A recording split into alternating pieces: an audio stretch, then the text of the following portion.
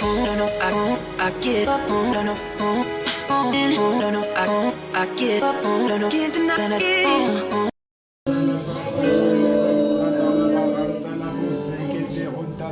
Parlez à Dieu, parlez à Dieu, parlez à Dieu. Parlez à Dieu, parlez à Dieu.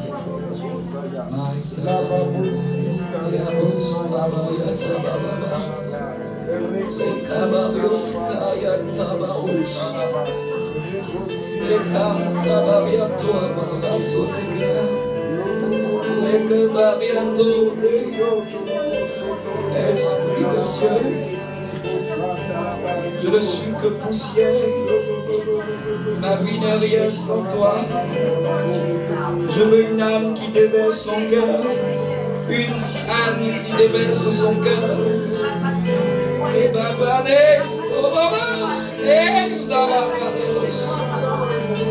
Je ne sais quoi prier, mais ton esprit intercède, papa, dans les soupirs inexprimables, papa.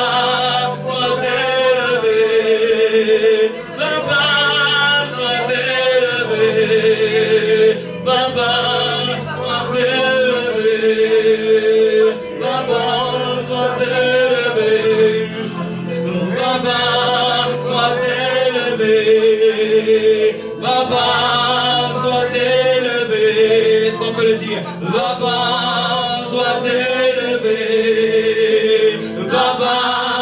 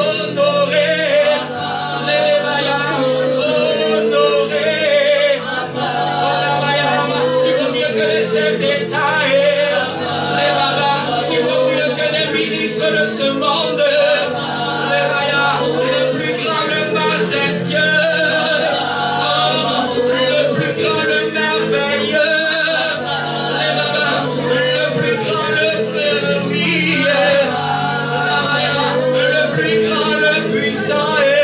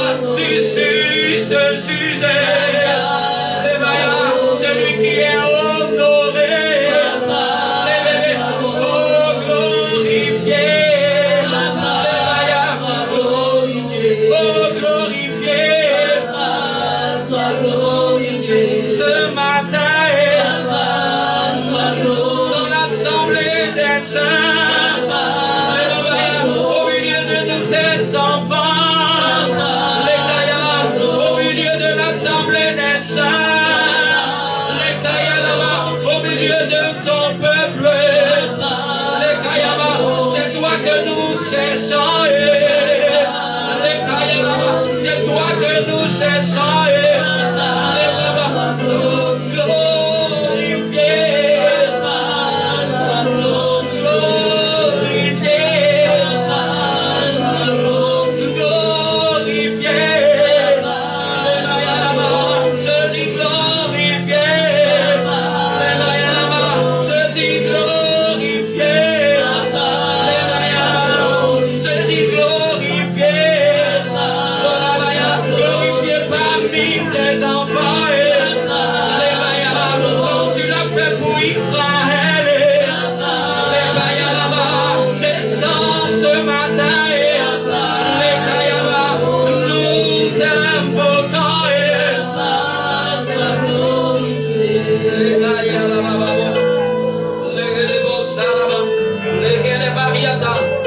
Élève la voix et glorifie le nom du Seigneur en signe.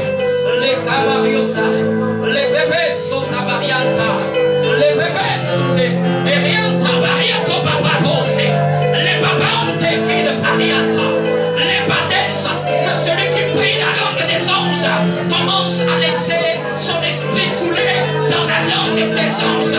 Laisse ton esprit s'exprimer à une langue que le français ne peut pas parler, que le français ne peut pas exprimer.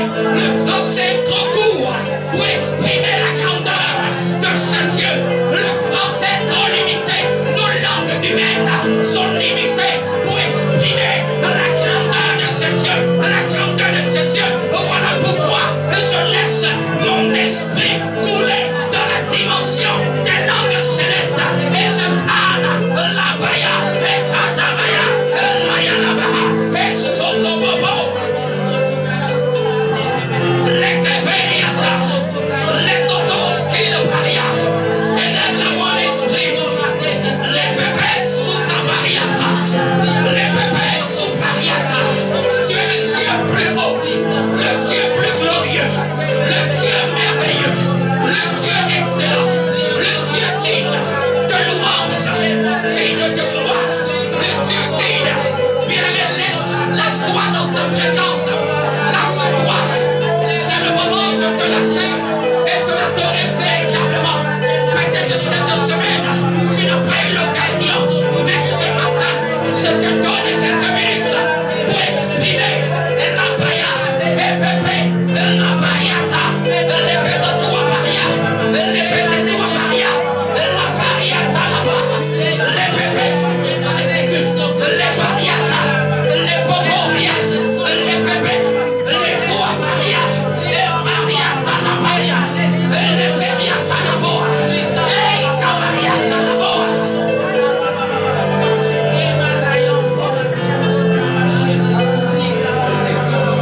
Les cabariata la barrios, les bébés sous, les bébés riata la barria, les bébés sous, les kebaria, ramamaba, les mépris,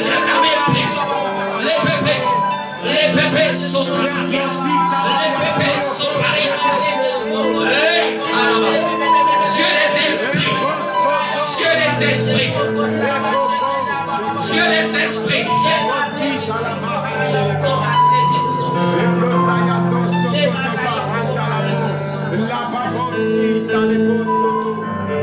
Oh, la main du Seigneur est sur moi.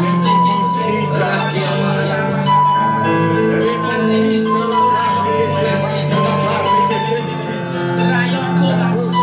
Oui, pendant que tu pries, il est en train de te remplir. Il te remplit ce matin. Regarde, il te remplit ce matin. Toi qui le cherches, toi qui le cherches, tu le trouves ce matin. Toi qui le cherches, tu le trouves ce matin. Les bébés riata.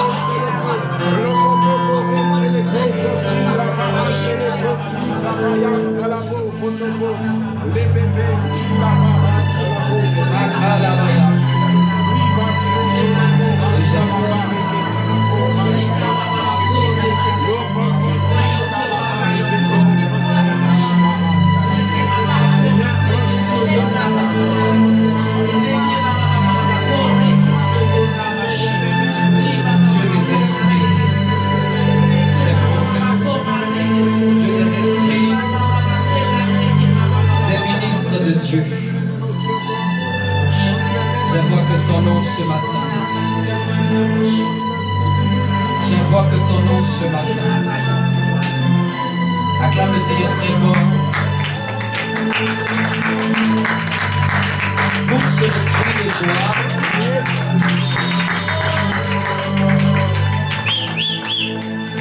Tu peux faire mieux que ça, mieux que ça. Si tu ouvrais tes yeux, tu vas voir, tu peux voir que ce lieu, il n'y a pas que toi, il y a les anges de Dieu qui sont en ce lieu. Les bébés sont venus se joindre à nous, se joindre dans la louange qui concerne le Seigneur. Lorsque le nom du Seigneur est adoré, il regarde du haut des cieux, il demande quel est le lieu sur la terre où on adore notre Père qui est dans les cieux. Oh, nous le voyons H24, mais comment des êtres humains qui sont sur la terre arrivent à adorer un tel Dieu, malgré qu'ils ne le voient pas physiquement. Quelle foi, ces anges te regardent, ils demandent quelle foi.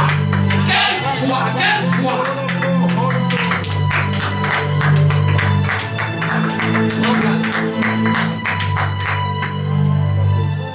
Bien aimé, tu sais quelle est la différence entre nous et les anges? C'est que nous prions Dieu par la foi. Est-ce que quelqu'un me comprend un peu? Nous prions Dieu par la foi. Regardez, suivez-moi très bien. Personne ne voit Dieu H24 chaque jour. Personne d'entre nous. Amen. C'est ça, n'est-ce pas? Personne ne le voit, mais il m'a regardé un être humain qui ne voit pas Dieu. Et qui arrive à se prosterner chaque jour pour chanter et adorer un Dieu que les anges voient, sont dans sa présence tous les jours. Même les anges te regardent, ils demandent, mais on n'a jamais vu ça. Regarde à quelqu'un, dis-lui, c'est pour ça que tu es exceptionnel. Être un homme de foi, une femme de foi relève d'un miracle. Et c'est la chose qui fait que Dieu nous a placés au-dessus d'eux. C'est que nous, notre lien avec Dieu n'est pas lié à un ressenti. C'est lié à la foi. La Bible dit dans 2 Corinthiens que nous marchons non par la vue, mais par la foi. Amen. Ce que nous faisons ici, c'est très mystérieux. Parce que quelqu'un de cartésien va te demander, mais tu parles de quel papa? Vous bénissez quel Dieu? Je ne le vois pas. Il est où? Vous êtes levé ce matin pour un être que vous ne voyez pas. Ça choque l'entendement des humains, déjà. Ça choque l'entendement d'un être humain cartésien. Regarde quelqu'un, dis-lui, c'est ce qui fait de toi la personne exceptionnelle. À cause de la pension de foi que tu as. Quelqu'un qui n'a pas la foi ne peut pas se lever, prier Dieu dans un lieu qui est différent de sa ville d'habitation. Quelqu'un qui n'a pas la foi ne peut pas le faire. Là où toute la semaine nous avons été chargés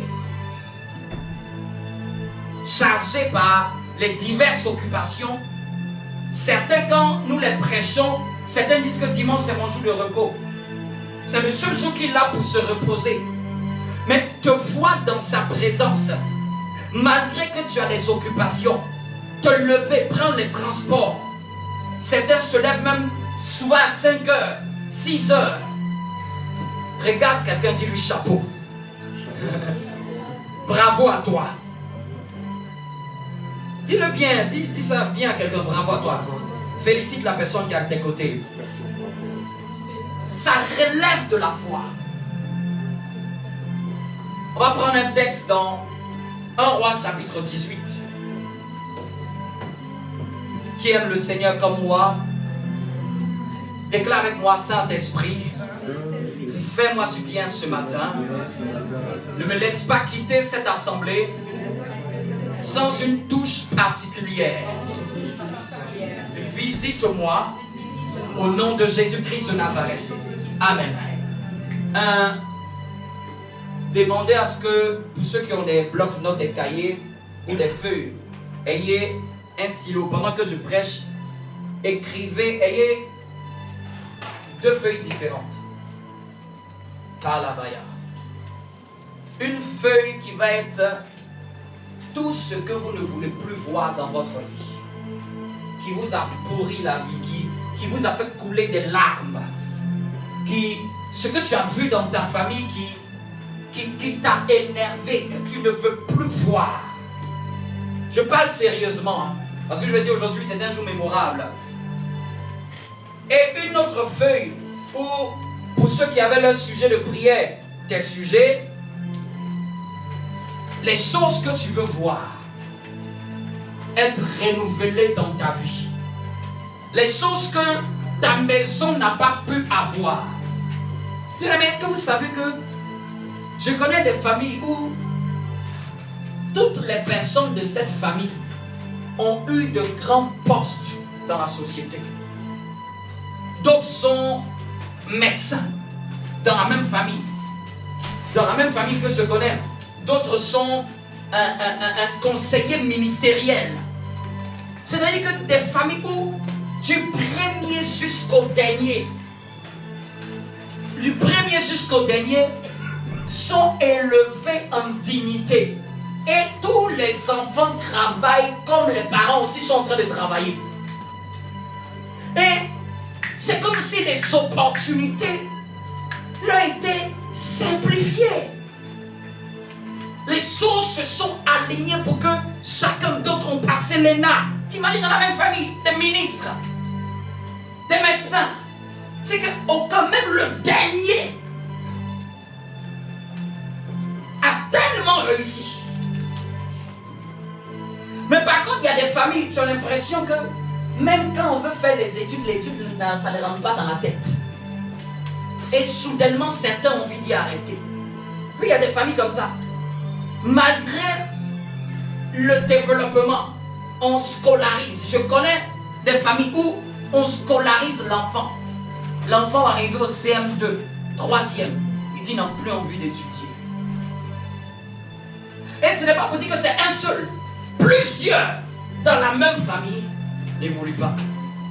C'est comme une famille où même un oncle a dû prendre même l'enfant du village.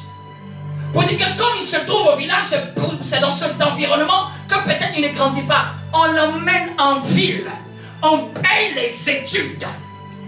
Mais il échoue quand même. C'est-à-dire que tu fais tout, tu donnes toutes les conditions. Il ne paye pas de loyer. Il ne paye pas à manger. Tu lui donnes les conditions. Mais il échoue quand même. Il s'arrête de lui-même. N'a plus envie d'avancer et il erre. Ça ne sent pas ce qu'il veut faire. Bien aimé, dis à quelqu'un que ça ne soit pas le partage de ta famille. Vous voyez, des familles, on dirait comme si l'intelligence l'a été retirée. Ou il y en a d'autres, c'est comme si on les a massés avec l'intelligence. Regarde quelqu'un, tu lui dis pourquoi il y a autant de différences comme ça? Est-ce Dieu qui fait ça? Ou y a-t-il quelque chose d'autre? Tu vois des familles où tous sont excellents, mais n'arrivent à rien accomplir. Se battent avec la vie. Se battent avec la vie. Luttent avec la vie. Et la vie les met à chaque fois KO. Il a l'intelligence, il a les idées, il a les projets, il a les aptitudes, il a l'envie, il a la motivation, il a le travail, mais il ne trouve rien du tout comme gain de cause. Des opportunités passent sous le nez, des grâces passent sous le nez. C'est comme si lui n'a pas accès à des dimensions de grâce. Regarde quelqu'un dit, qu'est-ce qui fait ça? Tu vois des gens qui triment, travaillent jusqu'à ce que même le travail leur rend malade. Mais à la fin de leur vie, au soir de leur vie, c'est comme misère et mendicité, ne laissant aucun héritage à leurs enfants. Laissez-moi vous dire, quelqu'un qui meurt sans laisser un héritage à ses enfants a échoué. Il est écrit dans la Bible, tu laisseras un héritage aux enfants même de tes enfants. Donc quand tu dois élever le standard de la bénédiction de Dieu, excuse-moi, même ton enfant c'est petit, tu as échoué. Dans le standard de la Bible, tu as un échec. Est-ce que vous savez que dans la Bible, il y a un texte qui dit que le plus petit sera comme David? Ce verset, le jour que je l'ai découvert, m'a effrayé.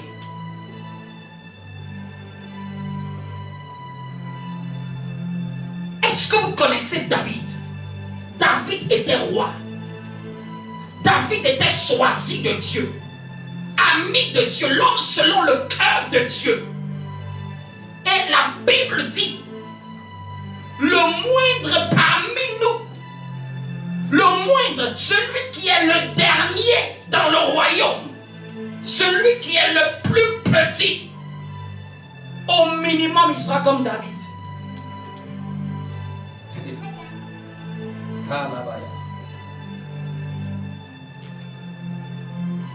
Est-ce que quelqu'un me comprend? Le plus petit sera comme David. Dis avec moi, le plus petit sera comme David. Mais même être comme David là-dedans, dans certaines vies, c'est compliqué. Amen. Dans certaines vies, c'est compliqué. Mais ça, c'est le standard à la dimension à laquelle Dieu place notre destinée. Regarde quelqu'un, dis-lui, le moindre parmi toi, il doit être comme David. Peut-être ça ne te dit rien, mais moi, ça veut dire beaucoup de choses pour moi. Parce que quand tu lis David, il n'y a jamais eu un roi pareil à lui. Si tu lis, va lire un peu l'héritage que David a laissé à Salomon pour la construction du temple.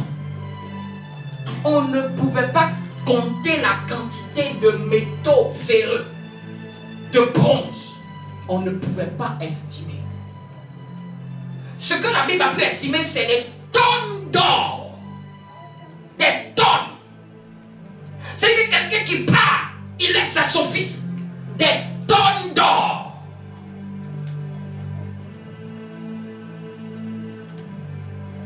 Et la Bible dit le moindre, le plus petit, celui qui a la dimension inférieure du royaume, il va être au moins comme David. Dis avec moi, certaines choses doivent s'arrêter dans ma vie. Donc j'ai dit, prenez 2 feuilles, une feuille où vous ne voulez plus voir certaines choses dans votre vie, dans votre famille.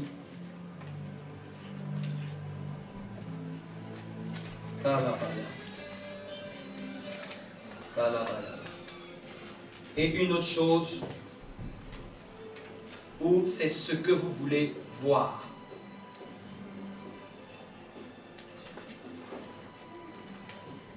Voilà, merci, j'ai retrouvé ce passage.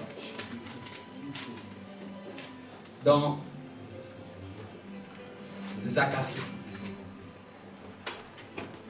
Zacharie 12, 8. Ce verset-là, grave-le. Quelqu'un peut nous faire la lecture, Zacharie 12, 8, avant que nous puissions lire 1 Roi chapitre 18. En ce jour-là, l'Éternel protégera les habitants de Jérusalem. L'Éternel protégera les habitants de Jérusalem. Et le faible parmi eux. Écoutez bien, et le faible parmi eux. Donc la Bible dit, en ce jour-là, l'Éternel protégera les habitants de Jérusalem. Amen. Et le faible parmi eux sera dans ce jour comme David. Et le faible parmi eux sera dans ce jour-là. Le jour que l'Éternel veut faire là, sera dans ce jour-là comme David. Et la maison de David sera comme Dieu. Wow. Et la maison de David sera comme Dieu. Comme l'ange de l'Éternel devant eux. Amen. T'imagines le faible.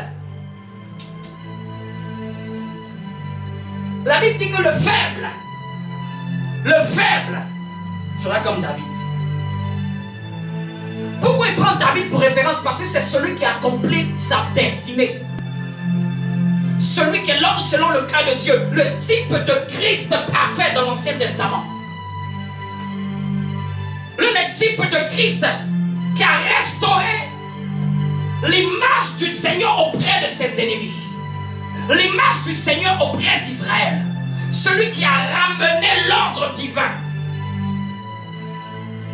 Celui qui a ramené l'adoration. Celui qui a ramené le véritable culte.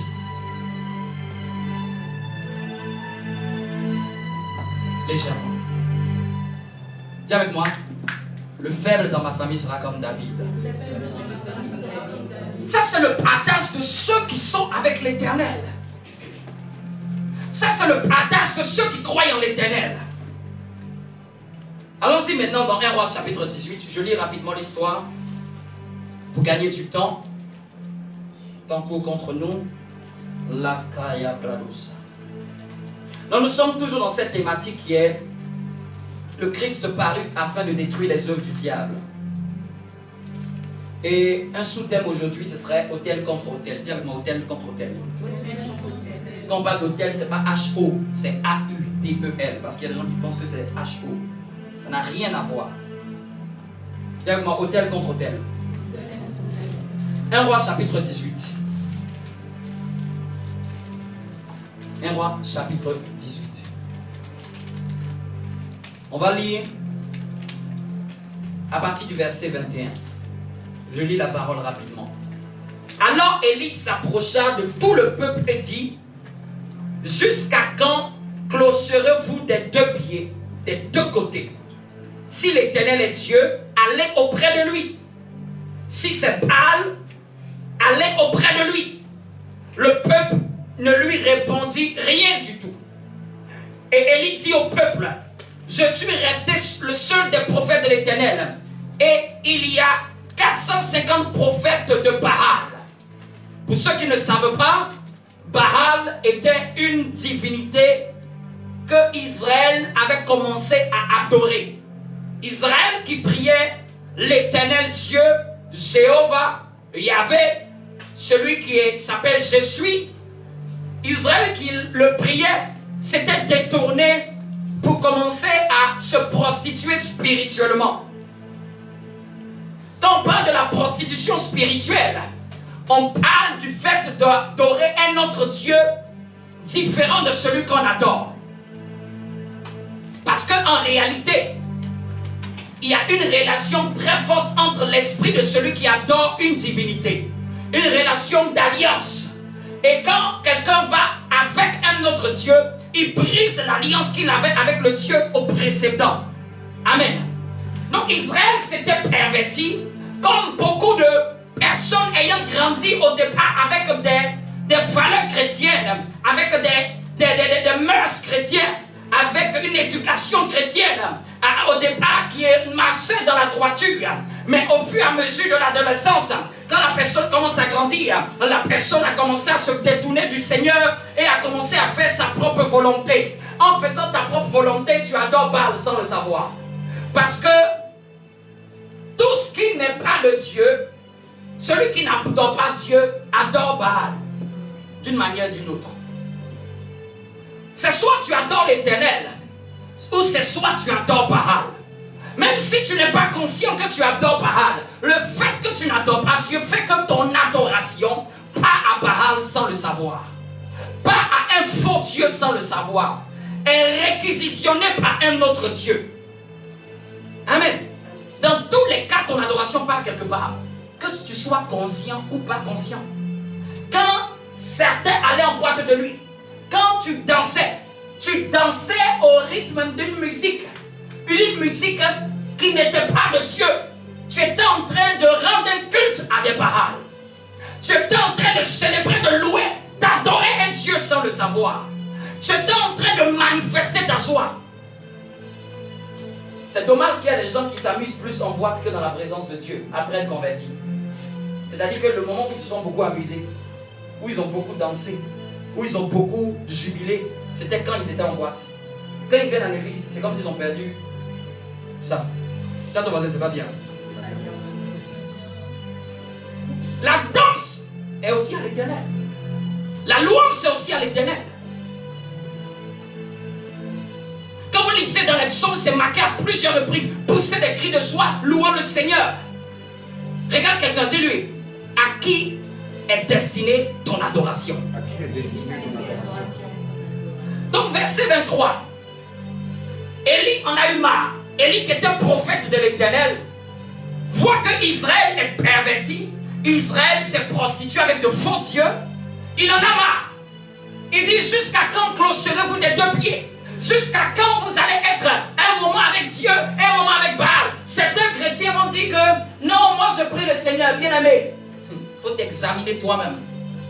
Parce que beaucoup de chrétiens se trouvent dans ce texte, clochant des deux pieds. Il ne veut pas laisser l'Éternel, mais il ne veut pas laisser les choses du monde. Il ne veut pas laisser l'Éternel, mais il aime encore certaines choses. Et ça bouillonne dans son cœur. C'est ce qui trahit cette adoration à Dieu. C'est ce qui crée des frustrations dans certaines vies chrétiennes. Parce que l'adoration n'est pas totalement à Dieu. L'adoration est mitigée. L'adoration est partagée avec deux divinités. Tiens ton voisin, Dieu n'aime pas la prostitution spirituelle. Certains qu'on parle d'idolâtrie, ils pensent que c'est le fait de mettre un poids et de se prosterner et de dire que ce poids est mon Dieu. C'est faux. Tu peux ne même pas adorer une pierre, un bois, mais ta manière de vivre est idolâtre. Ta manière de vivre, tu ne sais pas rendre grâce à Dieu, tu ne sais pas louer Dieu, tu ne sais pas bénir Dieu, tu ne sais pas élever Dieu, tu ne sais pas glorifier Dieu, tu ne sais pas te prosterner, chercher la face de Dieu, c'est de l'idolâtrie. Amen. Est-ce que quelqu'un me comprend un peu? Verset 23. Donc Élie en a marre et Élie dit que l'on nous donne 2 taureaux. Tellement 2 taureaux. Il dit que l'on nous donne 2 taureaux, qu'ils choisissent pour eux l'un des taureaux. Donc voici 2 taureaux. Qu'ils choisissent pour eux l'un des taureaux, qu'ils le coupent par morceaux et qu'ils le placent sur le bois, sans y mettre le feu. Et moi je préparerai l'autre taureau. Donc Élie est venu devant tous les, je vais utiliser ce terme, tous les pasteurs de Baal. Ils étaient au nombre de plus de 400 contre Élie tout seul en face du peuple. Élie dit, vous qui êtes les faux pasteurs de Baal, prenez un taureau, moi aussi je vais le prendre. On va le découper, chacun va le mettre sur un bois, mais sans mettre le feu. Dis avec moi, sans mettre le feu. Et au verset 24, il dit, puis invoquez votre Dieu et moi j'invoquerai le nom de l'Éternel. Donc c'était un défi. C'était un match. On en avait eu marre. Ça trop était trop. Il fallait mettre un terme à une dualité. Il fallait mettre un terme à laissez-moi vous dire, Dieu a horreur du mélange. Il y a une différence entre la sainteté et la pureté. La sainteté, c'est le fait de se mettre à part pour Dieu. La pureté, c'est le fait de ne pas se mélanger avec d'autres choses que Dieu n'a pas dites. Se sanctifier, c'est se consacrer, se mettre à part, se préserver, se garder pour une personne. C'est ça, se sanctifier. Mais la pureté, c'est encore une autre dimension. C'est pendant que tu te sanctifies, ne te mélange pas. Ne mélange rien dans ton cœur, dans ton caractère, que dans ta manière de penser. C'est pour ça que la Bible dit dans Philippiens que tout ce qui est vertueux, tout ce qui est honorable, tout ce qui est digne de louange, soit l'objet de vos pensées. C'est-à-dire qu'il n'y a qu'en toi des choses qui concernent Dieu. Que cela soit ce qui est dans ton cœur. Il y a des chrétiens qui valident la sanctification, mais qui ne valident pas la purification. Est-ce qu'on peut avancer? Donc voici le match. Invoquez le nom de votre Dieu. Et moi j'invoquerai le nom de l'Éternel. Le Dieu qui répondra par le feu, c'est celui-là qui sera Dieu. En d'autres termes, on va savoir qui est Dieu. Soit c'est vous, votre Dieu qui est le plus grand, ou soit c'est moi, mon Dieu qui est le plus grand. Dis avec moi, le Dieu qui répondra par le feu, c'est celui qui sera Dieu. Et tout le peuple répondit en disant, c'est bien. Donc, pour te donner un peu l'histoire, il y a Élie avec son taureau, il y a les prophètes de Baal, ce faux Dieu-là, et tous, ils sont nombreux. Et ils sont très nombreux avec le taureau. Et il y a le peuple qui est témoin de ce match. Verset 25. Élie dit au prophète de Baal, choisissez pour vous l'un des taureaux, préparez-le premier. Les premiers, car vous êtes les plus nombreux, et invoquez-le au nom de votre Dieu. Mais ne mettez pas le feu. Donc Élie dit au prophète de Baal, ce faux Dieu-là, Élie leur dit, comme vous êtes nombreux, comme vous êtes plus nombreux, je vous laisse la première de commencer en premier. On ne va pas faire pierre, papier, ciseaux. Vous êtes déjà nombreux, donc c'est vous qui allez commencer les premiers. Faites votre offrande sur le bois, mais ne mettez pas le feu. Vous me comprenez un peu? Quelqu'un a cette image dans son esprit? Ah, dis à ton voisin, le match devient très fort. Le match commence à devenir très fort. Verset 26. Ils prirent le taureau qu'on leur donna et le préparaient et ils invoquaient le nom de Baal, leur faux Dieu. Baal, tu peux mettre tout. Le nom de la luxure, le nom de la débauche, le nom de tout ce qui est de l'orgueil humain, le nom de tout ce qui est dépravation. Tout ça, ça représente Baal. Tout ce qui, en d'autres termes, n'est pas Dieu. Tout ce qui, en d'autres termes, veut essayer d'imiter Dieu, mais n'est pas Dieu. Tout ce qui, en d'autres termes, est subtil dans le cœur de plusieurs, leur faisant croire qu'ils ne sont pas en train d'adorer la chose, mais la chose est subtilement dans le cœur. Il dit, ils invoquaient le nom de Baal. Regardez bien au verset 26. On est dans 1 Roi chapitre 18. Il dit, invoquez le nom de Baal. Depuis le matin jusqu'à midi. Donc ils ont pris le taureau, qu'on leur donna, ils préparaient, ils invoquaient le nom de Baal depuis le matin jusqu'à midi. J'ouvre une parenthèse rapide. Vous voyez qu'on a parlé 2 fois d'invoquer. Hein? Il y a une différence entre prier et invoquer. Ou je vais m'expliquer. Il y a une différence entre adorer et invoquer. Adorer, la flèche monte vers le haut. Invoquer, la flèche descend vers le bas.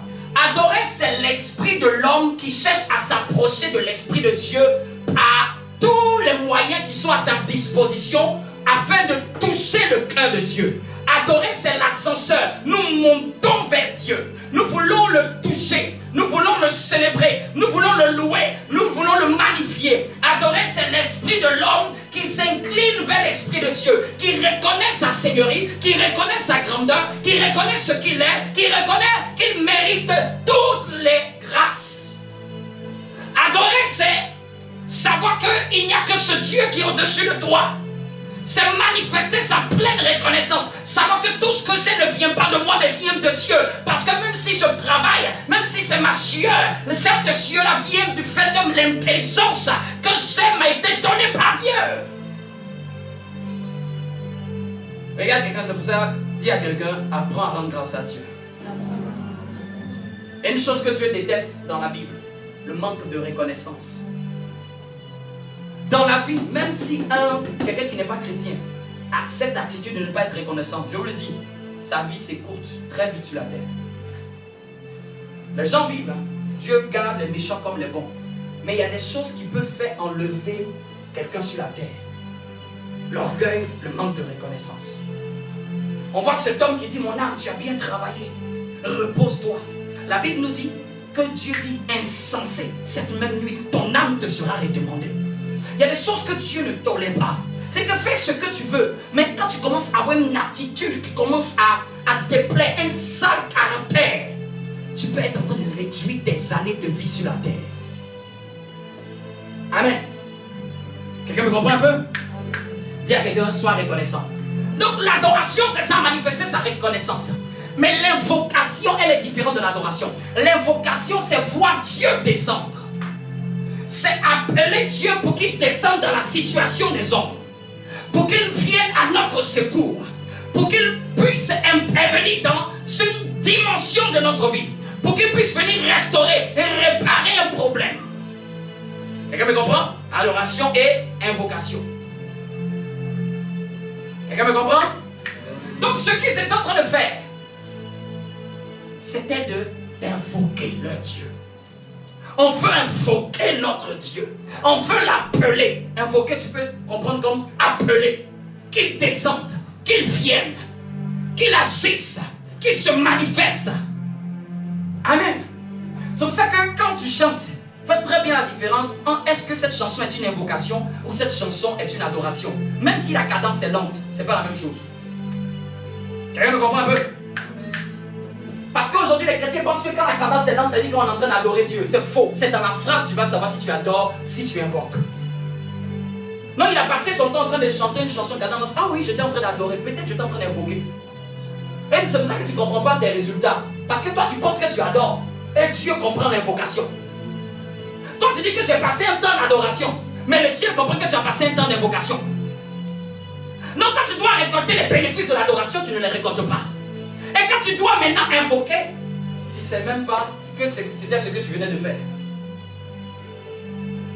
Le manque de connaissance n'est bon pour personne. C'est pour ça qu'un chrétien doit être instruit. Dis à ton voisin, il faut être instruit, il faut aimer l'instruction. Celui qui aime l'instruction, il va finir très bas. Il faut aimer l'enseignement de la parole de Dieu. Donc je continue encore ce duel. Au verset 26. Suivez-moi très bien, prenez votre Bible, prenez votre Bible. Je ne veux pas que vous me regardiez seulement, mais suivez avec moi dans les Écritures. Les Kalabaya. Donc pour ceux qui avaient la Bible, qui ne l'avaient pas encore ouverte, 1 Roi chapitre 18. On est à partir du verset 26. Donc, ils invoquaient le nom de Baal depuis le matin jusqu'à midi en disant « Baal, réponds-nous ». Baal, réponds-nous. Donc l'invocation. Mais regardez bien, il ni voix, ni réponse. Ah, bizarrement, Baal ne parle pas. Et il sautait devant l'autel. Dis à ton voisin l'autel. Il sautait devant l'autel. Dis à ton voisin l'autel. Qu'ils avaient fait. Donc ils avaient fait un autel. A-U-T-L. T-E-L. Qu'ils avaient fait. À midi, Élie se moqua d'eux. Donc le prophète Élie arrive à midi. Donc depuis le matin, imagine, depuis 9h. Hey ya, Baal, descends, Baal, viens, Baal, au nom de Baal, viens, descends. De 9h jusqu'à midi. Baal ne parle pas. Baal ne dit plus rien. Mais ce qui me plaît dans cette histoire, le prophète Élie arrive à midi, il dit, il se moqua d'eux. Ah, j'aime trop cette partie-là. C'est comme si c'est dans un film, mais c'est bien réel. Il se moqua d'eux et dit, criez à voix haute. Puisqu'il est Dieu, il pense peut-être à quelque chose. C'est-à-dire qu'il vient se... il y a un mot en français, comment on veut... Quel mot, expression qu'on peut me donner pour ça? Hein? Il vient le narguer. Il vient les narguer. Il vient dire, criez plus fort. Peut-être ton Dieu pense à quelque chose. C'est pour ça que depuis le matin, il n'agit pas. Il vient encore. Donc ils sont en train de... Il dit, puisqu'il est Dieu, regardez, il est occupé ou il est en voyage. Ah, ton Baal aujourd'hui, il est occupé, il est en voyage. Dis à ton voisin, ce qui n'est pas Dieu va toujours te décevoir. Ce qui n'est pas Dieu va toujours te décevoir. C'est-à-dire que, voilà pourquoi la Bible dit que ne mets pas ta confiance en l'homme. Quand on parle de mettre ta confiance en l'homme, c'est que c'est de croire que tout ce que tu vas recevoir de la vie, ça va venir d'une personne. C'est que de croire que ton espérance là, c'est un homme. De croire que ton espérance là, c'est un homme. C'est un homme. Je vous dis même à l'église, les chrétiens qui ne vivent pas la grâce de Dieu, c'est toujours ceux qui viennent pour un pasteur. Ils viennent pour un pasteur. Le jour qu'il n'est pas là, leur foi disparaît. Les vrais chrétiens, c'est ceux qui viennent pour le Dieu du pasteur. Parce que même quand il n'est pas là, ils ont appris à connaître son Dieu et ils vivent les grâces de son Dieu. Mais quand on voit beaucoup de chrétiens, en fait, 90% ne cherchent pas Dieu, je vous le dis. Ils cherchent un pasteur. Et quand tu l'as trouvé, tu vas voir qu'il y a des choses qui ne bougent pas. Dieu même va permettre que ton espérance soit une déception. C'est pour ça que tous ceux qui sont été découragés de pasteur, c'est bien fait pour vous. Ça t'a loupé. Tu sais pourquoi? Il n'est pas ton Dieu. Et il ne sera jamais ton Dieu. Tu as cru en l'Éternel ou tu as cru en un homme. Si lui il flanche, toi tu continues. Est-ce que je parle à quelqu'un? Si lui il dévie, toi tu continues. Si lui il s'égare, toi tu continues. Si tu peux l'aider, tu l'aides, mais si toi aussi tu vas dans la chute libre aussi avec lui. C'est pour ça qu'à l'église, je déteste les fanatiques. J'aime les disciples que les fanatiques.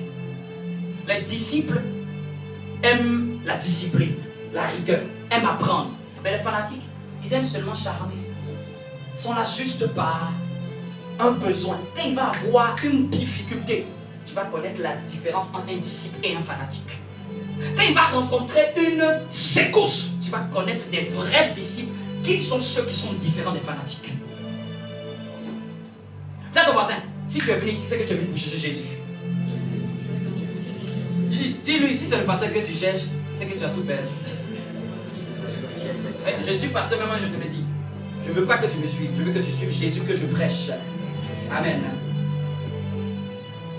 Non, il y a beaucoup, au lieu de chercher Dieu, ils mettent leur confiance en les hommes. Donc, Baal dit, Élie, on continue. Il dit, où il est occupé, oui, il est en voyage. Peut-être qu'il dort, il se réveillera. Se fout d'eux, en fait. 28. Il criait à haute voix et il se fit, selon les coutumes, des incisions avec des épées et avec des lances jusqu'à ce que le sang coula sur eux. T'imagines? Comme Baal ne répond pas, ils ont dit, bon, peut-être on va faire maintenant des sacrifices. On va se devenir des sanguinaires. On commence à faire des incisions sur eux. Ils ont commencé à pisser le sang. Croyant que ça c'était leur dernier joker. Se disant que comme il y a le sang, Baal va peut-être intervenir. Lorsque midi fut passé, ils prophétisaient. C'est qu'ils ont fini de couler le sang. Baal ne répond pas. Ils ont dit on va commencer à prophétiser. On va commencer à déclarer au nom de Jésus, au nom de ceci, au nom de cela, au nom de ceci. Ça s'accomplit. Ça ne te rappelle pas beaucoup de gens qui prient comme ça? Dieu ne descend que dans la vie de celui qui croit en lui et de celui qui le connaît. Dieu ne descend pas dans la vie des religieux. Donc celui a prophétisé jusqu'au moment de la présentation de l'offrande, c'est-à-dire vers 15h. Mais ni voix, ni réponse, ni signe d'attention. C'est que même un signe, il n'y en a pas eu. Quelle honte sur Baal. Décrète avec moi, c'est comme ça qu'il y aura la honte sur tous les faux dieux dans ma famille. C'est comme ça qu'il y aura la honte sur tous les faux dieux dans ma famille. Élie dit alors à tout le peuple, approchez-vous de moi. Donc le tout était fini. De matin jusqu'à 15h, rien du tout. Élie maintenant prend la parole, approchez-vous de moi. Tout le peuple s'approcha de lui et Élie rebâtit l'autel de l'Éternel qui avait été renversé. Il prit 12 pierres d'après le nombre des tribus des fils de Jacob, auquel l'Éternel avait dit, Israël sera ton nom. Il bâtit avec ces pierres un autel au nom de l'Éternel. Dis avec moi, un autel au nom de l'Éternel. Il fit autour de l'autel un fossé de la capacité de 2 semences, 2 mesures de semences. Il arrangea le bois, coupa le taureau par morceaux. Il le plaça sur le bois. Puis il dit, remplissez d'eau 4 cruches et versez-les sur l'holocauste, c'est-à-dire que sur l'offrande, sur le sacrifice animalier et sur le bois. Il dit, faites-le une seconde fois. Et il le fit une seconde fois. Et il le fit encore une 3e fois.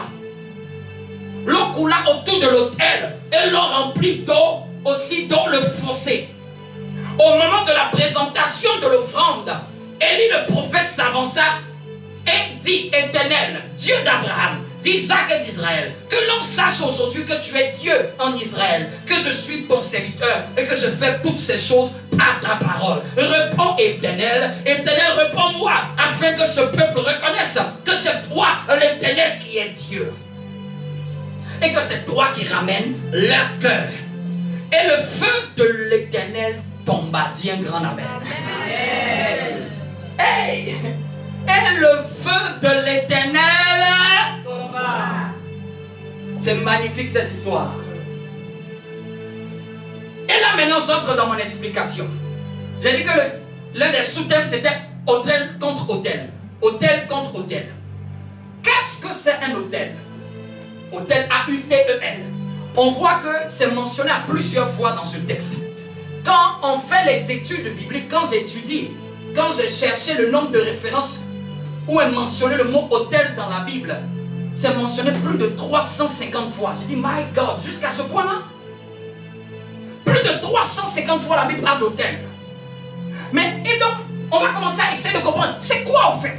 Qu'est-ce que c'est cette chose dont on parle autant dans la Bible, de Genèse jusqu'à l'Apocalypse? Quand vous lisez dans l'Apocalypse, la Bible dit qu'une voix dans l'autel cria. Donc on voit qu'il y a un élément qui tourne beaucoup dans la Bible. C'est maintenant autel.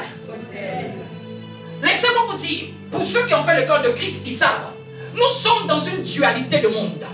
Un monde physique et un monde spirituel. Un monde humain et un monde céleste. Un monde terrestre et un monde divin. Un monde qui est visible et un monde invisible. Un monde parallèle. Le monde physique a été suscité du monde spirituel. Le monde spirituel, c'est le monde des esprits. Ceux qui sont à l'école, ils savent. Quand on commence à dire, il y a combien de catégories dans le monde spirituel, ils savent très bien. Ça c'est l'école qu'on ne fait pas dimanche ici. On fait ça en semaine.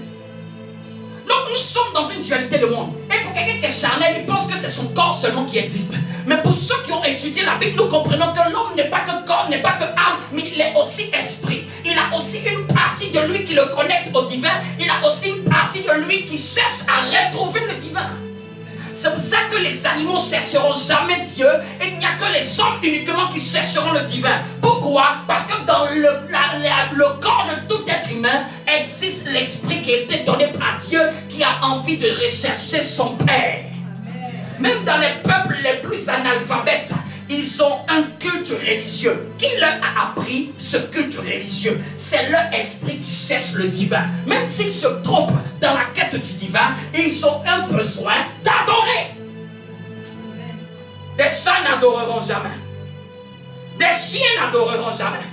Même s'ils sont intelligents, ils ne vont jamais s'asseoir un dimanche pour dire qu'on va prier l'Éternel. C'est pour ça que laissez-moi vous dire, l'être humain est différent des animaux. Point barre. Même si tu étudies à l'école, on t'a dit qu'ils sont pareils. Ça, c'est la science des hommes. Mais dans la science spirituelle, nous comprenons que les hommes sont différents des animaux. Il y a une science qui est élevée de la science qu'on a étudiée à l'école. J'ai étudié, j'ai fait la physique, la quantique, tout. Il y a même des dimensions de la physique qu'on commence à t'expliquer. Toi, ça te choque. Quand on rentre dans la quantique, on te rentre dans le subatomique, dans le plus petit, plus qu'un atome. Quand tu rentres dans la quantique physique, si on te dit qu'actuellement il y a des particules qui te traversent, tu vas dire mais non. Oui, oui. Là où tu es assis, là, il y a des particules qui viennent du cosmos, qui sont tellement plus petits que tes pores, qui te traversent chaque matin, mais tu ne le sens même pas. Et ça, c'est la physique, et nous n'avons même pas encore fini d'étudier ça. Ça, c'est la physique de la Terre. On n'a même pas encore fini d'étudier ça. En 2021, c'est le premier voyage spatial commercial qu'on vient de faire. C'est que tu imagines, 2000 ans sont passés, c'est maintenant que l'être humain peut arriver au sommet pour faire un voyage spatial. Dis-lui que, dis à ton voisin, le temps qu'il va arriver à connaître Dieu, des milliards d'années vont passer. Oui, l'être humain est très loin de la connaissance de Dieu. Donc, qu'est-ce que serait nos thèmes? Puisqu'il y a deux mondes, il y a une dualité pour que le monde humain, le monde terrestre, puisse se connecter au monde spirituel, puisse aller à la rencontre du monde spirituel. Il faut qu'il y ait un pont. Directement, un pont. Il faut qu'il y ait un pont. Ce pont-là va servir de connexion. Un peu comme si tu branches un port USB, une clé USB. Il faut qu'il y ait un contact, un élément qui sert de lien, de conjonction, de lien de rencontre. Parce que les deux dimensions existent, mais elles ne peuvent pas se rencontrer sans un pont. Elles ne peuvent pas se rencontrer sans un point de contact. Et ce point de contact, c'est l'autel. L'autel est aussi appelé un lieu élevé. Regarde, comment Dieu a pu te sauver par Jésus-Christ. C'est pas un autel. Et le symbole de cet autel, c'est la croix. Jusqu'à aujourd'hui, tu parles de la croix. C'est-à-dire que ton salut, toi et moi, est venu par un autel. Et regardez, on pourrait le lapider au sol et il meurt. Pourquoi il a dû être suspendu entre ciel et terre? On pouvait le lapider comme Étienne. On pouvait le décapiter comme Jacques. Mais bizarrement, il a été crucifié dans un lieu appelé le lieu du crâne, un lieu élevé.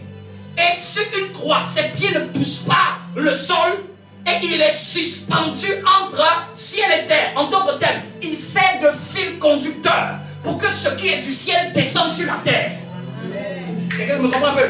C'est ça la loi spirituelle. Pour que Dieu le Père puisse aider les êtres humains, il faut qu'il puisse faire un autel.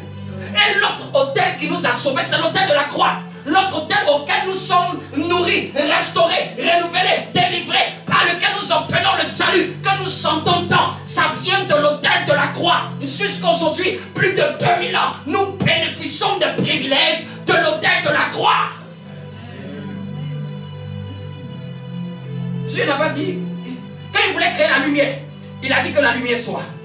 Quand il voulait créer les animaux, que la terre produise les animaux. Mais regardez pour le salut de l'homme. Pourquoi Dieu ne parle pas? Parce qu'il y a des problèmes qui ne se règlent pas par parler seulement.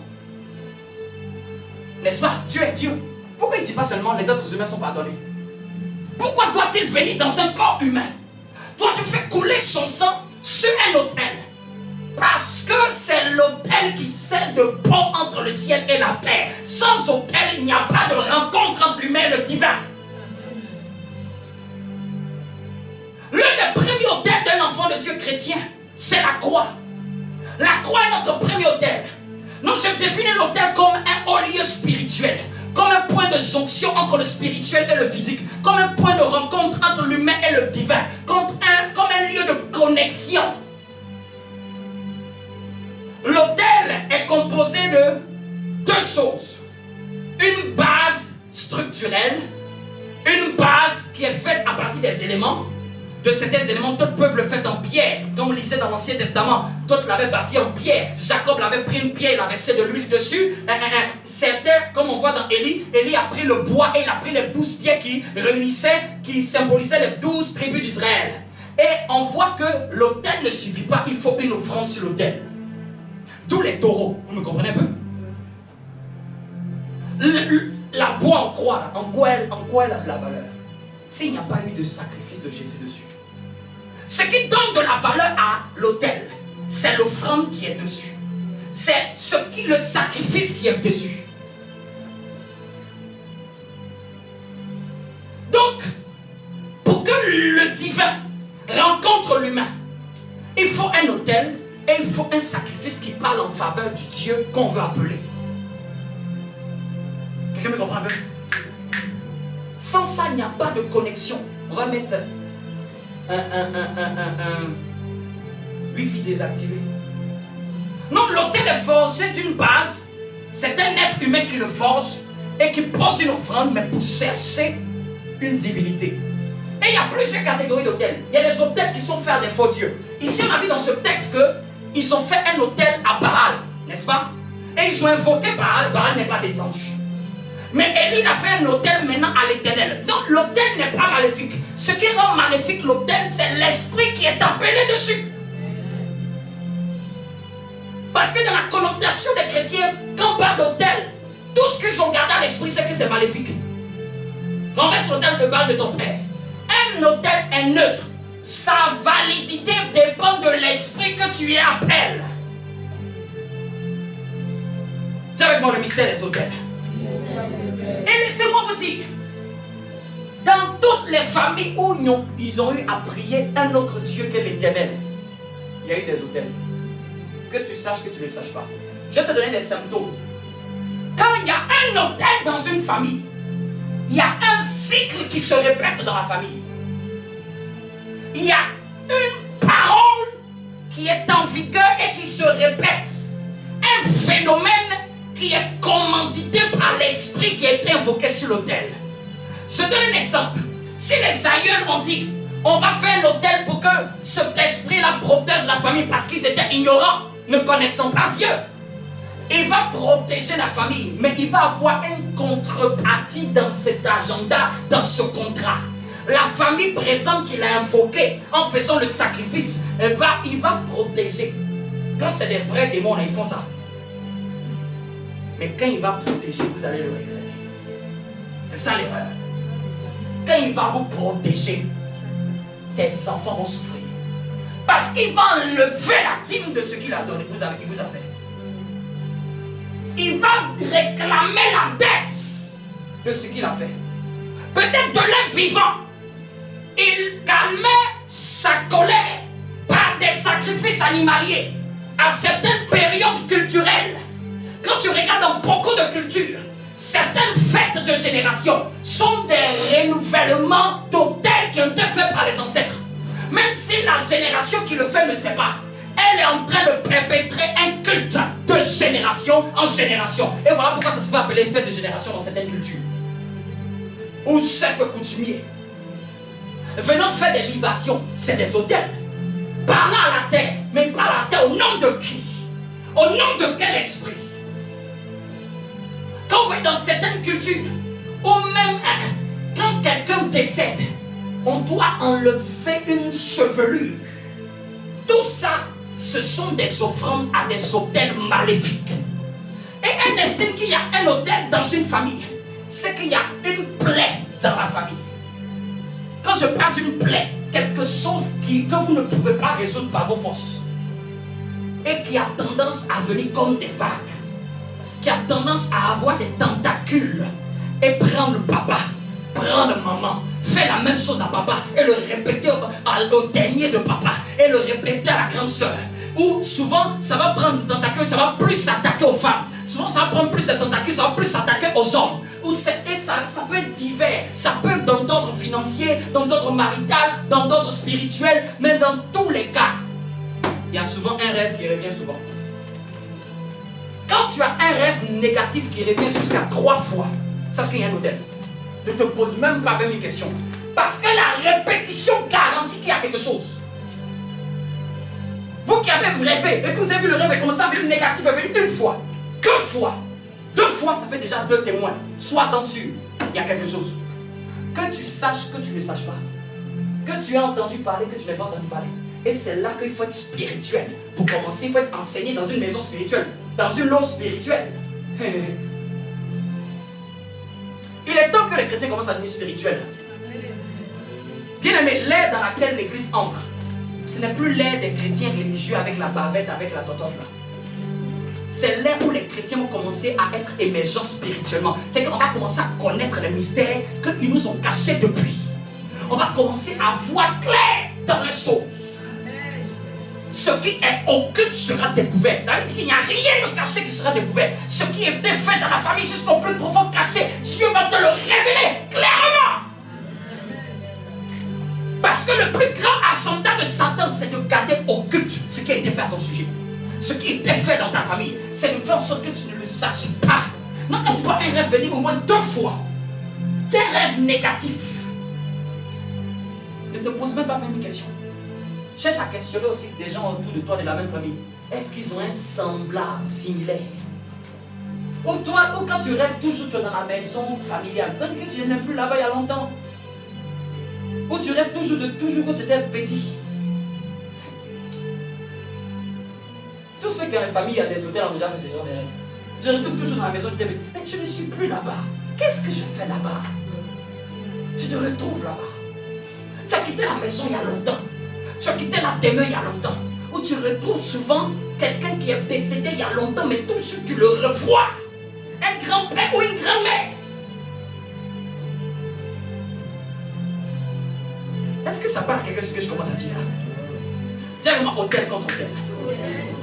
Mais le problème des enfants de Dieu, c'est que les enfants de Dieu, étant ignorants, n'étant pas spirituels, sont victimes. Ne savent pas quoi faire. Nous, je dis le premier hôtel de notre vie, c'est notre croix. Et je termine. L'un des deuxièmes hôtels dans notre vie, c'est ton cœur. La Bible dit que garde ton cœur plus que toute autre chose. Car c'est de là viennent les sources de la vie. La Bible dit que ce n'est pas ce qui entre dans le cœur de l'homme qui rend l'homme impur, c'est ce qui y sort qui rend l'homme impur. Quand je parle du cœur, je ne parle pas de ton muscle dans ta cage thoracique côté gauche. Je parle de la dimension spirituelle dans ton être. Je parle de la partie centrale où tu as positionné ton esprit et ton âme. Je parle de ça, c'est ça ton cœur. Sinon, ce muscle-là, lui, comment tu peux le garder? Lui, tu fais le cardio pour l'entraîner. La Bible dit que notre corps est le temple du Saint-Esprit. Donc, ta vie, ton cœur est un hôtel. C'est pour ça que quand la Bible dit que de ne pas avoir le manque de pardon, pensez que c'est pourquoi? Tu pollues et si je t'explique, tu auras pitié de toi. C'est comme si sur ton hôtel là, tu es en train de faire des besoins dessus, dans ton cœur. Et tu sais que ça va détruire qui? Toi-même. C'est pour ça que ceux qui ont du mal à pardonner, c'est eux qui ont du mal à avancer. Parce qu'ils croient qu'il enferme l'autre dans une prison. Mais au contraire, c'est lui qui boit le poison. La rancune. Les choses du cœur, méfiez-vous. C'est pour ça que si tu as un problème avec quelqu'un, cherche la Bible, fais tout pour être en paix. Parce que ton cœur soit pur, libre, c'est là se trouve un hôtel de Dieu. Les démons se bagarrent pour prendre la place dans ton cœur. Les choses de ce monde luttent pour prendre de la place dans ton cœur.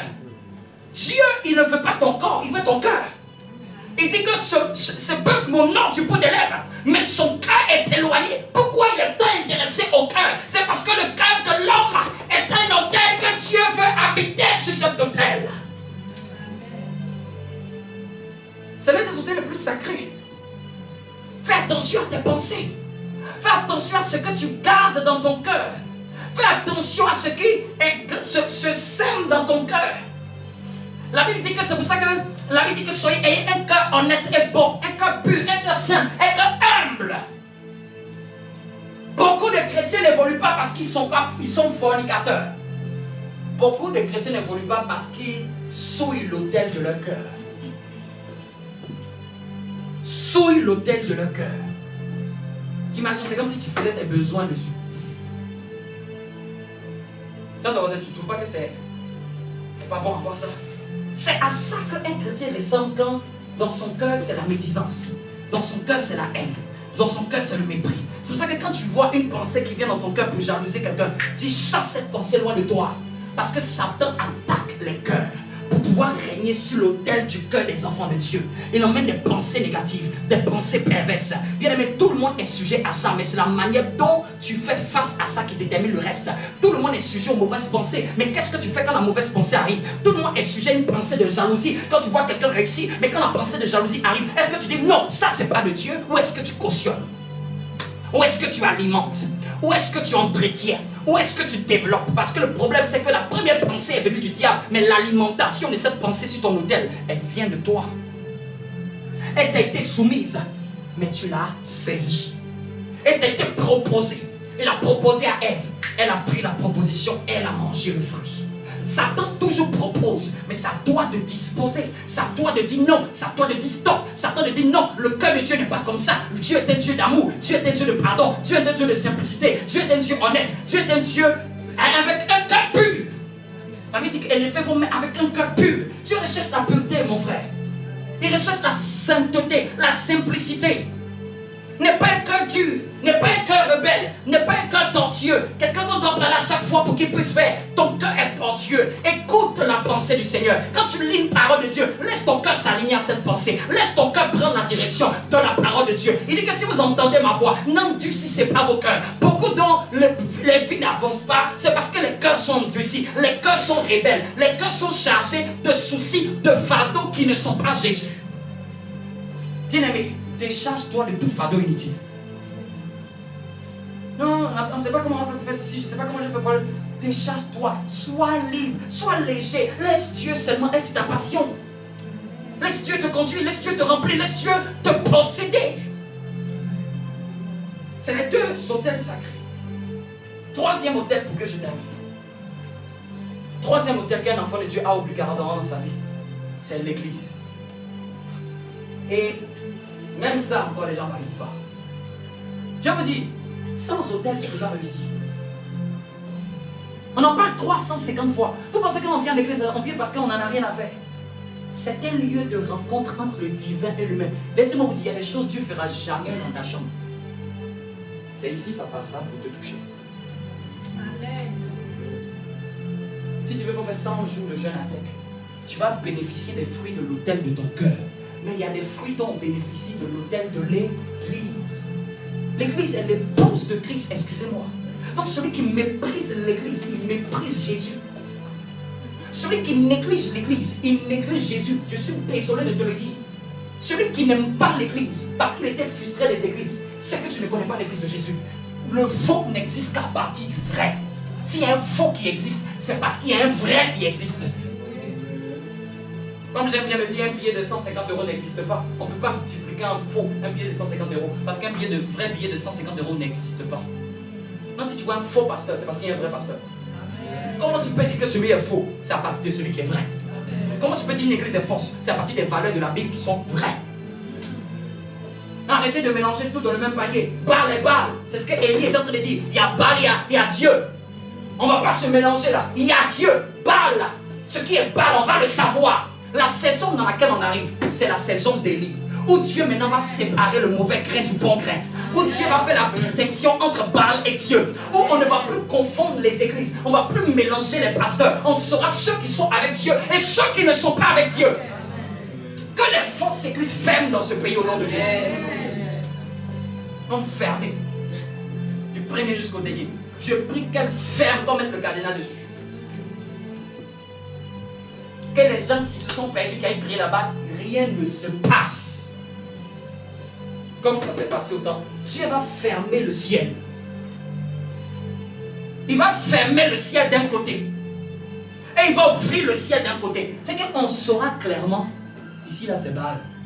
Pourquoi? Parce qu'il n'y aura rien du tout. Rien.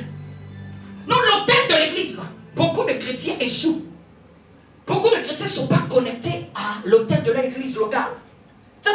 C'est quoi ton église? Ton église, elle est où? Tu connais ton hôtel? Où se trouve ton hôtel de l'église? Parce que si tu n'as pas d'hôtel de l'église, qui prie pour toi? Tout à l'heure, je t'ai montré ma tablette. Tu as vu les noms des gens dessus, non? J'impose ma main et puis je prie. Donc celui qui n'est pas dedans, je ne prie pas pour lui. Et je prie que parce que la personne a dit qu'il veut être connecté à l'autel de cette église, je prends le nom et j'écris. Quand je suis à genoux, là, je cite son nom. Souverain sacrificateur, je dois parler sur sa vie. Qui parle sur ta vie? Si ce n'est pas un homme de Dieu, ça sera un homme de Satan. Oui, oui. Tu vas faire tes projets, je vais me marier à tel beurre. Tu vas voir, quelqu'un va parler pour que ça se suspende dans l'air. Tu vas faire ta belle vie, mon chien. Quelqu'un va suspendre quelque chose dans ta vie. Le monde, ce n'est pas que seulement la partie physique, il y a la partie spirituelle. Il y a des gens qui peuvent avoir tout, ils prennent leur voiture. Ah, accident, lui, sa famille. Un jour, il y a un pompier qui m'a raconté, il dit qu'un monsieur, sa femme, ses enfants écrasés, tout, ils avaient disparu dans la voiture, écrasés jusqu'au dernier. C'est un pompier qui t'explique ça. Tu dis, c'est cruel. Quand tu as fait des projets, je vais aller au Canada, je vais aux États-Unis, je vais aller en Miami, je vais aller ceci. Qu'est-ce qui parle sur ta vie? Quelle est l'autorité qui parle sur ta vie? Quel est le prêtre qui invoque Dieu pour ta vie? Quel est l'autel auquel tu es rattaché? On a une sœur. Elle n'est même pas ici. Mais tous ici ont l'impression qu'elle est avec nous. Parce que la connexion avec Dieu, ce n'est pas physique. Elle est aux États-Unis. Mais tout le monde a l'impression qu'elle est avec nous. Vous savez pourquoi? Pourquoi vous avez cette impression? À cause de la connexion spirituelle. Elle dort. Elle sent quelque chose vouloir le presser. Elle m'entend prier en langue. Et j'apparais dans le rêve. Si tu n'es pas connecté à un hôtel, tu ne peux pas voir ça. Tu sais quoi? Ils vont venir, ils vont bien t'étrangler. Ils vont bien voler. Ils vont raser tes cheveux. Ceux qui perdent les dents, on perd tes cheveux, on t'arrache des choses là. Tu comprends maintenant? Tu dormais, tu as perdu une dent. Tu dormais, on t'a enlevé des cheveux. Tu étais un peu nu. Tout ça, c'est le signe qu'on est en train de te dépouiller. J'ai l'impression que ce que je dis, ça parle aux gens. Tu vas en voler tes chaussures, tu ne te retrouves pas ton chemin, tu marches, tu ne sais plus où tu vas, tout est sombre, tu as raté un bus, tu as raté un train, tu as raté, les portes se sont fermées. Vous comprenez tous ces rêves-là? C'est ce qu'on appelle l'échec au seuil de la porte. Et puis tu as fini de semer depuis le début, hein, comme Israël. Et puis Madian vient et puis... Ça fait mal, hein? Il y a des choses, Dieu a donné ça dans la bouche des hommes de Dieu. Il y a des bénédictions, ça passera par l'autel. D'ailleurs, même quand les gens se marient, qui bénit le mariage? C'est dans ta chambre? C'est le mec qui bénit ton mariage? Donc il y a des bénédictions qui sont réservées que dans l'église. Comme ne se cache pas. Qui te baptise? Tu te baptises, toi seul dans ton bain, toi seul tu rentres dedans? Qui prie pour toi? Qui t'enseigne les Écritures? Tu as déjà vu le Saint-Esprit t'apparaître, va t'expliquer de Genèse à l'Apocalypse. Je n'ai pas encore vu ça. Dieu a mis des gens pour te communiquer. Un hôtel, ici là, tu peux voir ça, c'est bizarre comme ça. C'est normal comme ça. C'est un hôtel. Il y a un hôtel dans l'église. Un hôtel, c'est un lieu de rencontre, je vous ai dit, entre le divin et l'humain. Moi, quand tu viens comme ça, ne pense pas que c'est seulement naturel, c'est spirituel. Dieu doit passer par la bouche du prédicateur et dire des choses sur ta vie. Élie, il a rencontré Anne. Don de discernement. Dieu me dit que tu es ivre. Elle dit non, prophète, je ne suis pas ivre. Il dit, hey, je me suis trompé. Et puis elle dit, c'est ma peine que je répondais. Il dit, ta prière, elle est exaucée. Elle était exaucée. Même Marie qui s'est trompée. Vous imaginez ça? Vous savez pourquoi? Parce que c'est le sacrificateur qui a parlé. Il y a des choses, c'est quand ton pasteur dit que Dieu valide. Donc dis à ton voisin, si tu n'as pas de pasteur, tu es foutu. Dis à ton voisin, qui est ton pasteur? Je n'ai pas dit qui est ton marabout. Parce que les chrétiens aujourd'hui, c'est les marabouts, ils ont dans les noms. Marabout. Quand il y a un problème, hey, est-ce qu'il ne peut pas venir prier avec nous? Moi, je ne suis pas ton marabout. Il faut l'appeler, il faut dire à ton pasteur, là, quand tu le vois, il prie, là, est-ce qu'il va venir prier? Je n'ai pris que pour ceux qui sont mes brebis. Je n'ai été envoyé que pour les brebis que Dieu a donné. Tu n'es pas dans l'enclos, je peux t'aider à entrer, mais je ne peux pas te donner la même huile que je vais sur les brebis à toi qui es dehors. Non, les gens, il y a les brebis qui sont couchés dehors comme ça. Berger, viens me relaxer un peu. On relaxe dans la bergerie. Tu vas venir prier un peu pour moi. Viens dans la bergerie, on va prier pour toi. Non, je vais emmener l'offrande. Garde ton offrande, Dieu n'a pas faim. Parce qu'aujourd'hui, les gens pensent que les pasteurs sont des marabouts. Tiens, les pasteurs ne sont pas vos boys. Donc, tu sais, aujourd'hui, comme Dieu m'a béni, je voudrais que tu puisses passer chez moi. C'est toi qui as te déplacé chez moi. C'est le supérieur qui bénit l'inférieur. Et puis, j'aimerais dire quelque chose à quelqu'un. Quand quelqu'un vient donner une offrande et puis dit, homme de Dieu, je suis venu te bénir, c'est un mauvais langage. C'est le supérieur qui bénit l'inférieur. Tu es venu te connecter à la bénédiction. Demandez à Jacob et Isaac. C'est eux qui ont bagarré avec son frère pour prendre bénédiction dans la bouche de leur père. Par la nourriture, venu leur donner quelque chose. Est-ce qu'on peut se mettre debout? Est-ce que quelqu'un me comprend? Donc j'ai dit, il y a l'autel de la croix, qui est l'autel de notre salut, l'autel de notre rédemption. Par la croix, parce que tu as cru en Jésus-Christ, tu es sauvé. Parce que tu as cru en Jésus-Christ, son sang t'a pardonné les péchés. Cet autel-là, c'est ce qu'elle fait. L'autel de Jésus-Christ là te pardonne les péchés. L'autel de Jésus-Christ là t'empêche d'aller en enfer. L'autel de Jésus-Christ là enlève la honte de la malédiction à cause du péché. Est-ce que quelqu'un me comprend un peu? Ça, c'est ce que l'autel de Jésus-Christ fait. Quand tu pèches, tu viens devant Jésus et il te pardonne.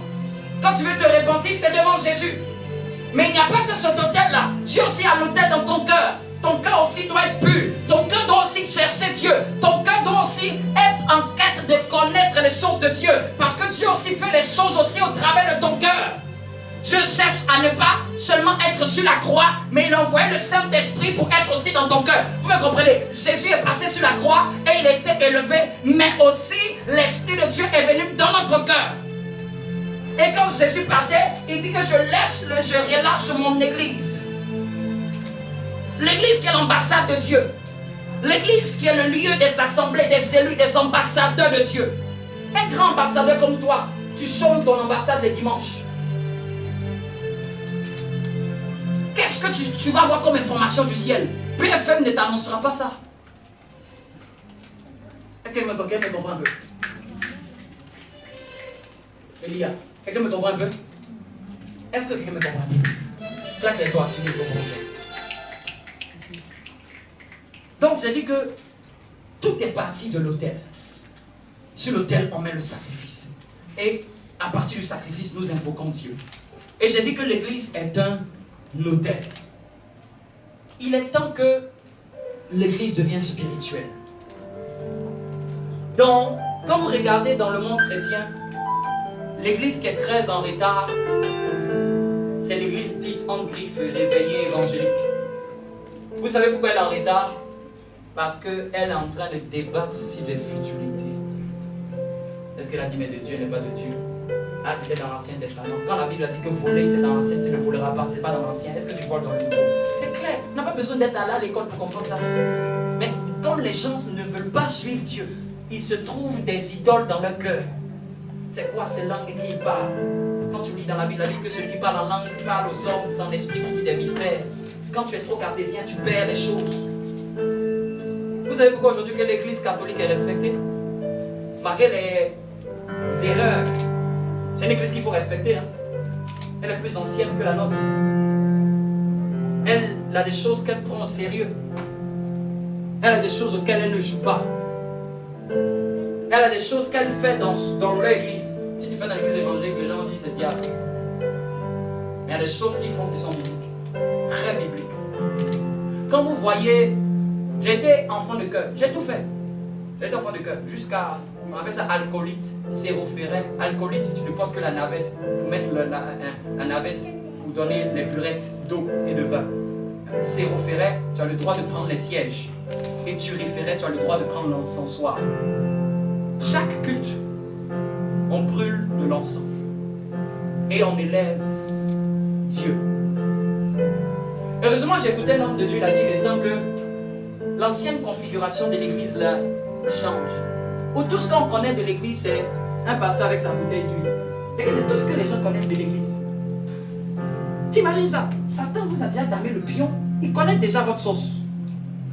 Il sait que quand le pasteur va vouloir prier, c'est lui. Tout ce qu'il connaît, c'est ça. Tout ce qu'il connaît, c'est ça. Parce que les gens sont devenus même religieux dans l'église évangélique. Les gens sont devenus religieux au lieu de devenir spirituels. Spirituels. des choses spirituelles que intelligiblement tu ne peux pas comprendre. Et aujourd'hui, j'ai dit, on va faire, aujourd'hui le thème s'appelle hôtel contre hôtel. Je vais faire vite pour gagner du temps. Pour ceux qui se demandent, qu'est-ce qu'il y a derrière ce tombe-là? Aujourd'hui, pour ceux qui sont nouveaux, pour ceux de l'église, ils savent. Depuis le mois de novembre, on a commencé à prier et à détruire des hôtels. Quelqu'un me comprend un peu? Et maintenant, vous comprenez l'importance de prier pour détruire les hôtels. Quand vous lisez dans la Bible, les gens, ce qu'ils connaissent, c'est pas d'être ignorant. Les gens, quand ils pensent à offrande à Dieu, ils pensent que Dieu, c'est que l'argent.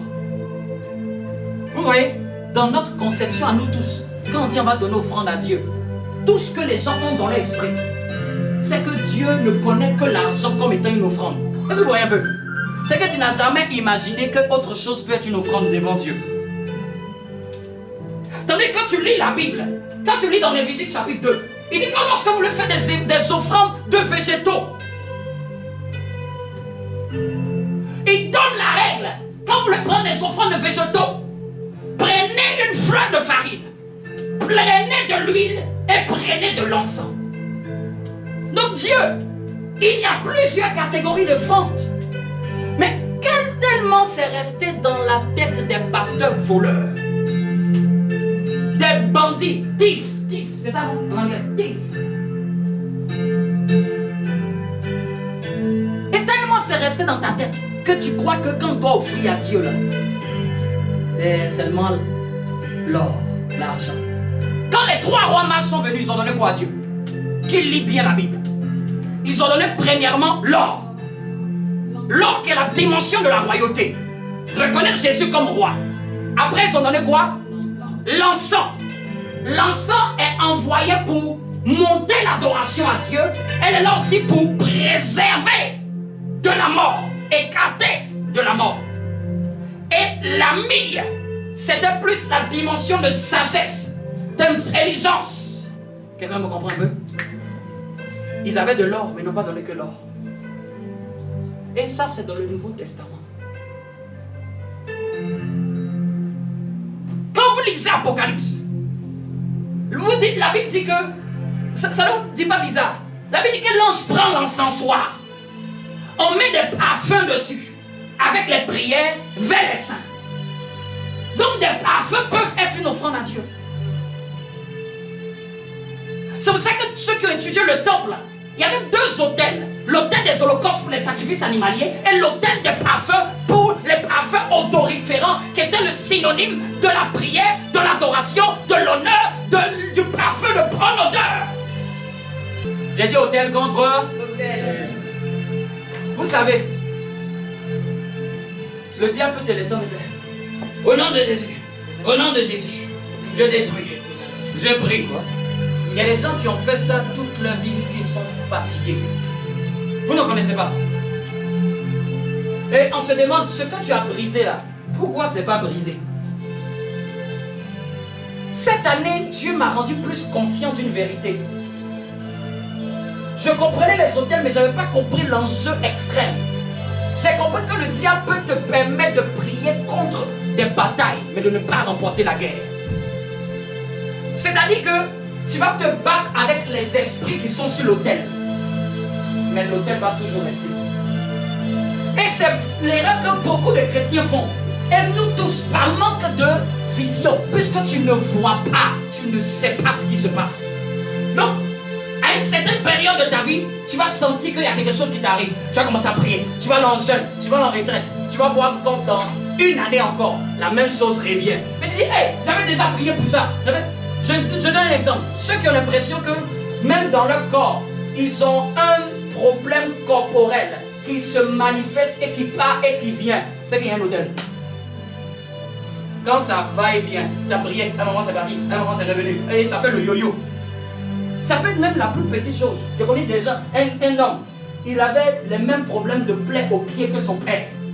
C'est quand il a compris que c'était un hôtel, il a commencé à prier, puis ça l'a quitté.